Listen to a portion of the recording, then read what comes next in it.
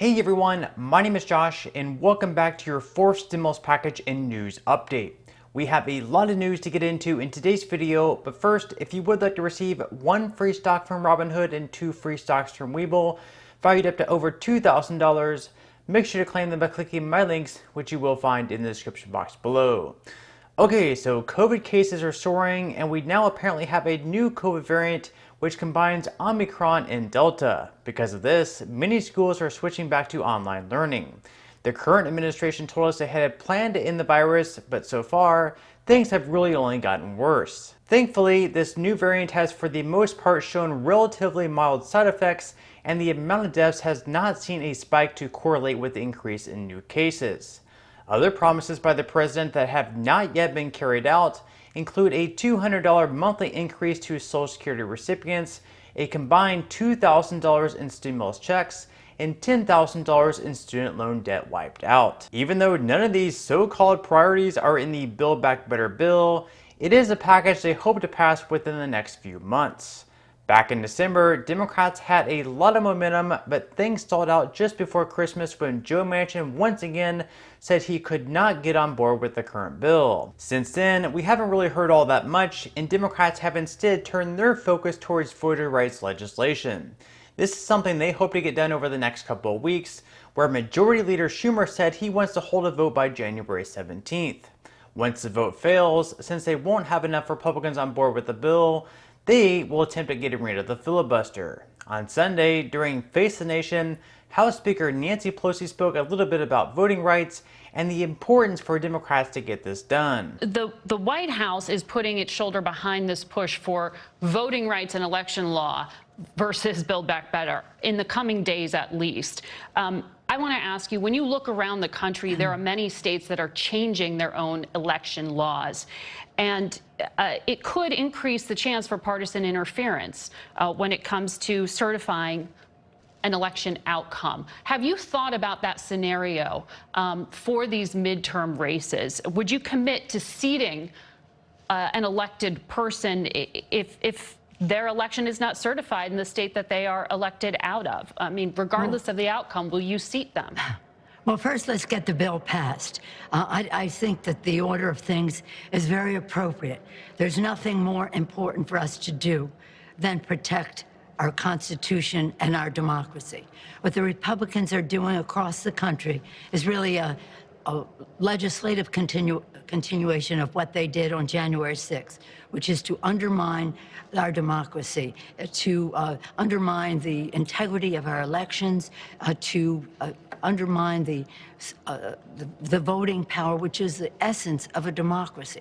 So we have to do that bill. There is no more important bill that enables us to support and defend the Constitution of the United States. There are not the votes in the Senate for that at this point. So well, how we just will have you to keep handle working on that. But have you just have to keep working. Have you thought about that scenario? Because it is a potential scenario for these upcoming races where you have this dispute at the state level. How will you handle that? Well, it isn't a question of how we will handle something a year from now. What is important right now is how we protect and defend the Constitution and the voting rights. What they are doing, and you pointed out very clearly, and I thank you for that, that they are not only suppressing the vote, they are nullifying elections, saying, well, it doesn't matter who gets more votes, it matters who the 3 people we appoint to analyze that, what they decide.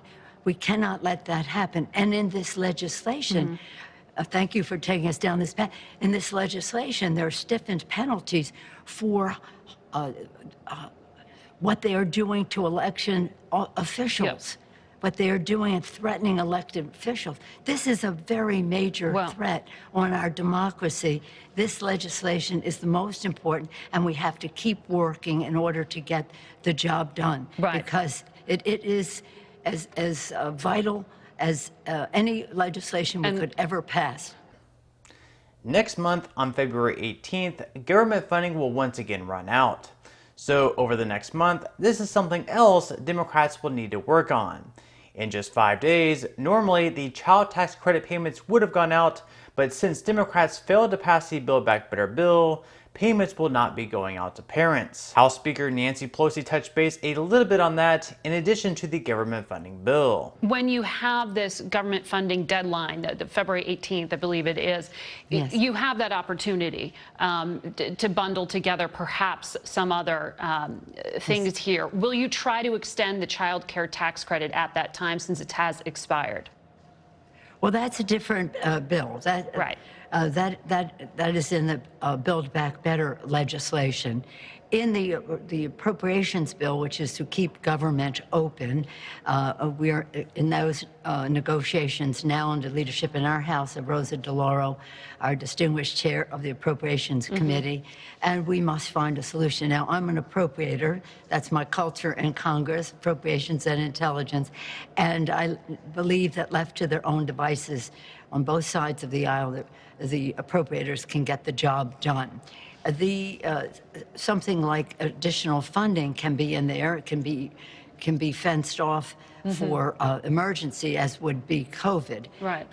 The child tax credit, we have to have that fight, that discussion in the Build Back Better legislation. So you won't be pulling that out as any kind of standalone or any kind of attachment at this point? Well, I would hope to, but in order to do this, in order to pass the Build Back Better, it's under reconciliation. We only need 51 votes. The bill that is the appropriations bill requires 60 votes Right. in the Senate. Pelosi was also confronted by the fact that Senator Manchin said he was not on board with the package as it currently is. Here is Nancy Pelosi saying that there is an agreement to be reached.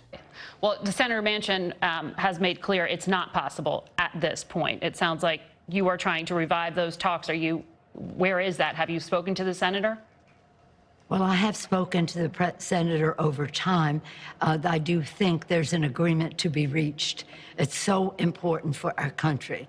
Whether we're talking about right now the need for childcare for moms and dads whose children may or may not be in school, childcare so important all the time, more important even now when we're talking about universal pre-K and childcare. We're talking about the child tax credit. We're talking about home health care. Right. All of those things, expand the Affordable Care Act to include those who were not expanded under Medicaid in some of those states. But in addition to that, we see weather, and that weather is telling us that we must do what is in the bill to address the climate crisis, which is causing so many unusual natural disasters, not all of them from climate, but exacerbated by it. So Pelosi believes there is an agreement to be reached, but over the weekend, Manchin reportedly pulled his $1.8 trillion compromise off the table. This means he's no longer even willing to go that high on the overall package. So at this point, would he be willing to compromise on an even lower number? Sure, but this is definitely not going to be great news to Democrats in the Progressive Caucus. But on that note, I'm going to go ahead and wrap up this video. Again, if you would like to receive 1 free stock from Robinhood and 2 free stocks from Webull, make sure to claim them both by clicking my links, which you will find in the description box below. So once again, I do hope that everyone has a great and safe rest of their day. And as always, I'll see you in the next video.